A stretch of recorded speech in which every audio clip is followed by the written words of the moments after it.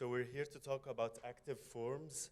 I wanted to talk about mud, flooding, about dams, about still water, stagnating waters, about active forms and passive forms, about relationship between sand grains and geopolitics, about finding patterns and strategies to organize. So all this condensed in 15 minutes, so I'm gonna be super condensed. Okay.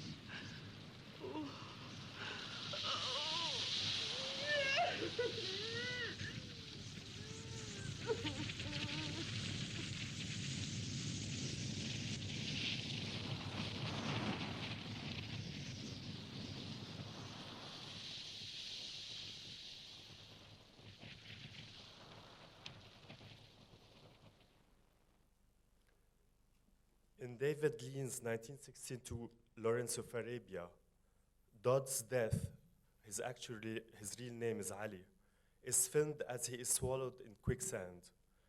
Lawrence helplessly trying to rescue him from this horrid fate.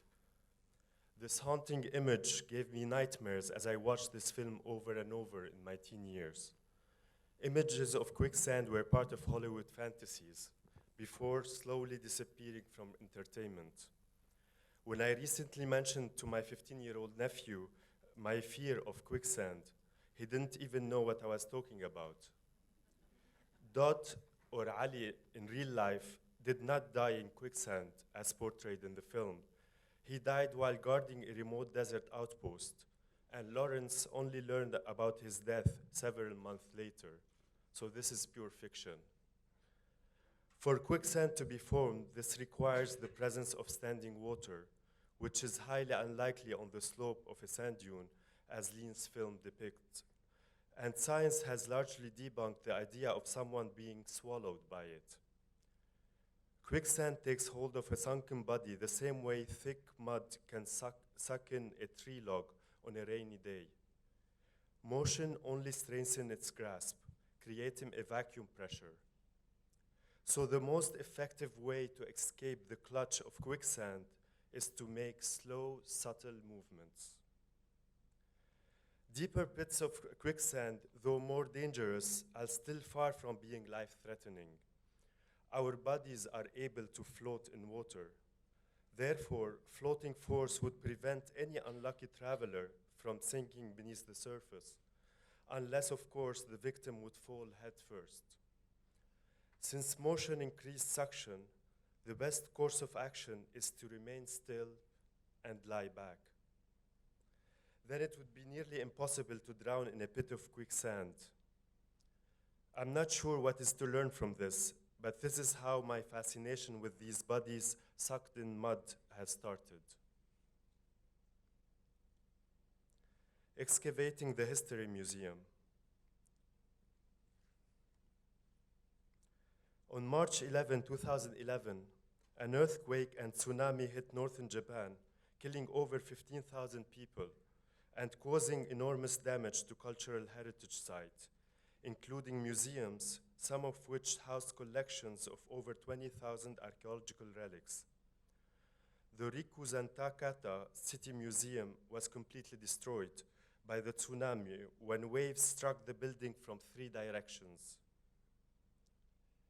A wall of water flooded the 2nd floor, bursting through the ceiling, rushing down to the 1st floor, and then receding in a great suck, dragging with it back out to the sea a great number of artifacts, including those on exhibition and in storage, and taking with it the lives of 6 members of the museum staff.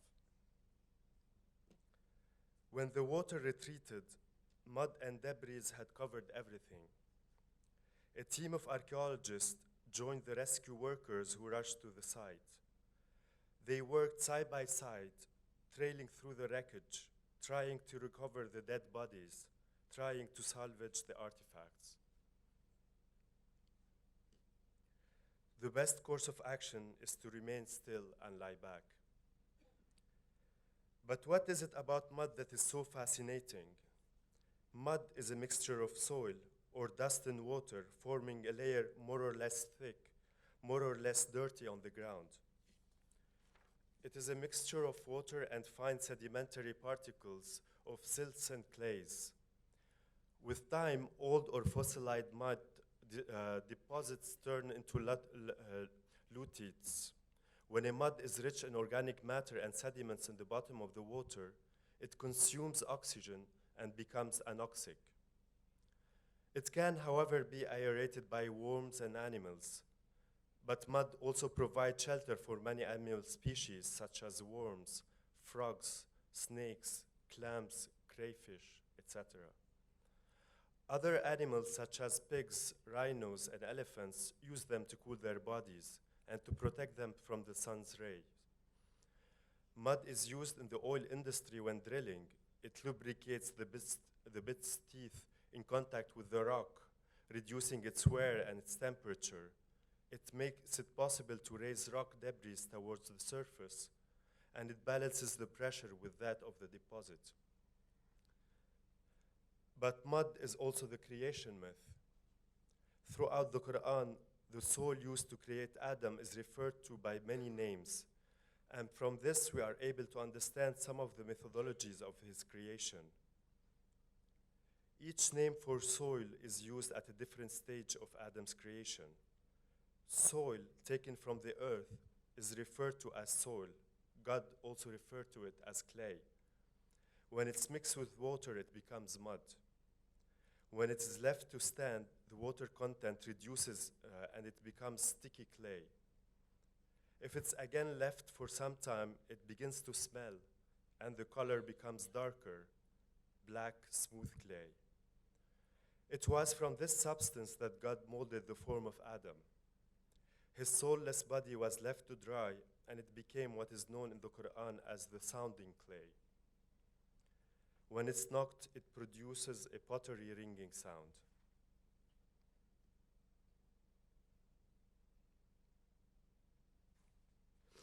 Environmental injustice.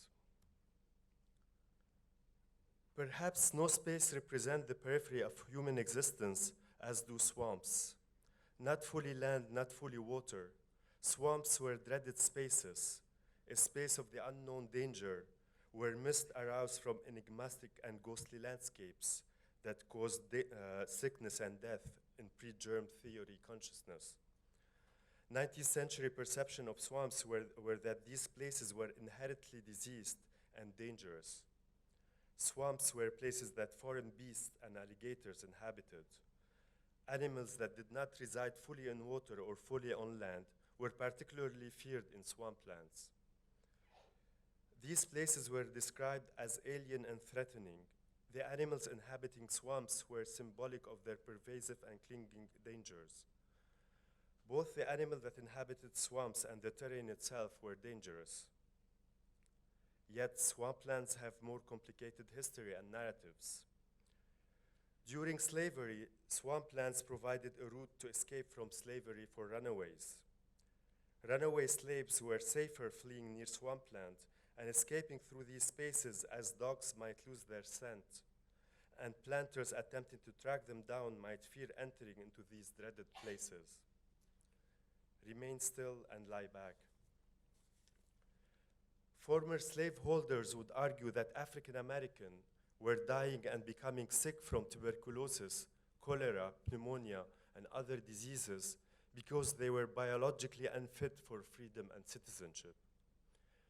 It was convenient and self-serving scientific argument that hoped to reinscribe control over former slaves by suggesting that black bodies were inherently and biologically prone to diseases, and that the paternalistic plantation economy protected African Americans from illness. This historical environmental injustice forced people to occupy the most vulnerable landscape, pushed into the most degraded environmental space to live and work. When motion increased suction, the best course of action is to remain still and lie back. The Merowe Dam. Historically, the flooding of the Nile was a somewhat cataclysmic event, and yet it was precisely this event that allowed civilization along the Nile to plant and harvest their crops. The rich silt deposits by the receding waters has created a dramatic landscape, whereby the desert abruptly gives way to lush trees and fields, allowing life to thrive and giving rise to different gods and mythologies that try to exert a sort of control in the form of knowledge or anticipation around this yearly event. The ancient Egyptians had 3 seasons in their calendar based on the cycle of the Nile River. The flooding season, June to September, the growing season, October to February, and the harvesting season, March to May. When the flood water rose too high, entire villages and settlements were inundated and sometimes swept away entirely. And when flood waters failed to rise enough during the flood season, people's livelihood suffered and they went hungry. Despite the building of dams in more recent history to control the ebbs and flows of the river, life along the Nile is still ruled by this cycle. The cataclysm now, however, has become man-made. The flooding that once took place due to the whims of the god now takes place at the behest of the political and economic powers who have built the major dams along the river's route. The Aswan Dam in Egypt, the Merowe Dam in Sudan, and currently the Grand Renaissance Dam being built in Ethiopia, which has already caused a dangerous escalation of political tension between Egypt, Sudan, and Ethiopia, with the Egyptian government going so far as to threaten war over the completion of the dam, as it will severely limit Egypt's water supply. The building of the Aswan Dam and the Merowe Dam both cause entire villages to be consumed by flood waters, mostly the historical lands of marginalized tribes who enjoyed no government protection and who were offered no room to negotiate with the authorities and only to most meager compensation before they lost everything. Climate change has also contributed to irregular and more violent flood patterns, and torrential rains have also caused significant damage to and often the eradication of entire fertile inhabitable areas. The primary purpose of the Merowe Dam, one of the largest development projects recently completed on the African continent, is to generate electricity for the large urban centers of northern Sudan and to centralize agriculture irrigation, flood protection, and sedimentation reduction. In preparing for the constructions, the Merowe Dam Archaeological Salvation Project was initiated to survey and excavate at the dam site in the projected reservoir area, along power transmission lines, and in resettlements areas, all regions that were archaeologically only little known at the time. Representatives of the local communities, namely Al-Manasir, expelled many of the archaeological missions active in the area from their concessions. By effectively ending the archaeological salvage effort, local population attempted to use cultural heritage as a weapon in their struggle against the developers, the Sudanese state and its government agencies. Several people died in shootings in the Fourth Cataract region in April 2006 when they staged protests against the conditions of their resettlement and compensation. In the summer of 2008, without considering counter-proposals and before the community could be moved to new settlements, the Nile was dammed. The locals were surprised by the rapid flooding of the reservoir. Chilling accounts of the drowning of the villagers and the fight of their inhabitants against the rising water underlines the desperate nature of the situation which Manasir faced at that moment and how they tried to cope with it. Sadly, this tragic turn of events is consistent with the way the Merowe Dam project was handled by the developer. A total of 18% of the villages and irrigation farmings was destroyed by flooding. Most of the Manasir remain today in their homeland on the edges of the water reservoir. The Nile embodies that liminal state with which I am so concerned. The banks of the Nile are where the water meets the land, and their meeting creates this rich, fertile mud that feeds the crops and also been traditional building material for all human civilization along the banks of the river. The history of the Nile is one of inundation and destruction, as equally as it's one of life and fertility, and as such has long been a powerful political tool, whether in the hands of authorities both ancient and modern. Mud is neither land nor water, and yet it's also both. It embodies an in-between state, and as such, it is a breeding ground not simply for practical resources, but for the image and imagination as well. To end this presentation, I would like to ask you to lie back and remain still while listening to this recording of Backwater Blues by Bessie Smith. Thank you. When it rained 5 days and the skies turned dark as night. When it rained 5 days and the skies turned dark as night. Then trouble taking place in the lowlands at night. I woke up this morning, can't even get out of my door. I woke up this morning, can't even get out of my door. There's enough trouble to make a poor girl wonder where she wanna go. Then they rolled a little boat about 5 miles across the pond. Then they rolled a little boat about 5 miles across the pond. I packed all my clothes, threw them in, and they rolled me along. When it thunders and lightning and the wind began to blow. When it thunders and lightning and the wind began to blow.